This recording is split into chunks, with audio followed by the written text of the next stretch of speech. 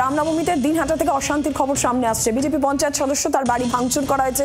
এই অভিযোগ তৃণমূল কংগ্রেসের বিরুদ্ধে অভিযোগ, যদিও তৃণমূল কংগ্রেস এই অভিযোগ অস্বীকার করছে। দিনহাটায় বিজেপি পঞ্চায়েত সদস্য তার বাড়ি ভাঙচুরের অভিযোগ। বিস্তারিত জানাবেন দেবজ্যোতি কাহালি, রয়েছেন টেলিফোন লাইনে প্রতিনিধি। দেবজ্যোতি, কি জানা যাচ্ছে, কি অভিযোগ? দেখো, দিনহাটার শেওড়াগুড়িতে বিজেপির পঞ্চায়েত সদস্য তার বাড়িতে ভাঙচুর চালিয়েছে তৃণমূলের কর্মী সমর্থকরা, এমনটাই অভিযোগ বিজেপি।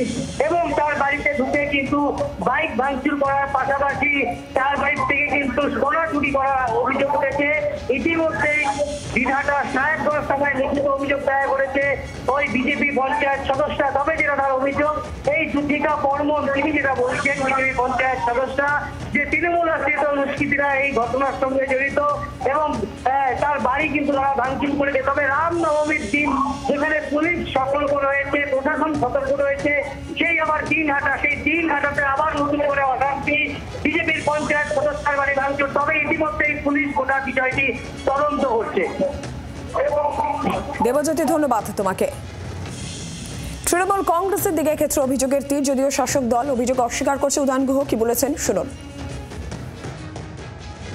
উনি কলকাতায় বসে টের পেয়ে গেলেন যে এখানে একেবারে সীমান্তবর্তী গ্রাম শালমারায় বিজেপির এক পঞ্চায়েতের বাড়িতে ভাঙচুর করলো তৃণমূলের গুন্ডারা।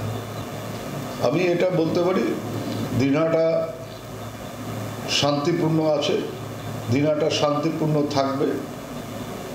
আগ বাড়িয়ে কেউ কোনো গোলমাল করতে না এলে দিনহাটায় কোনো গোলমাল হবে না, এটা আমরা গ্যারান্টি দিয়ে বলতে পারি। তৃণমূল আগ বাড়িয়ে কারোর সাথে গোলমাল করতে যাবে না।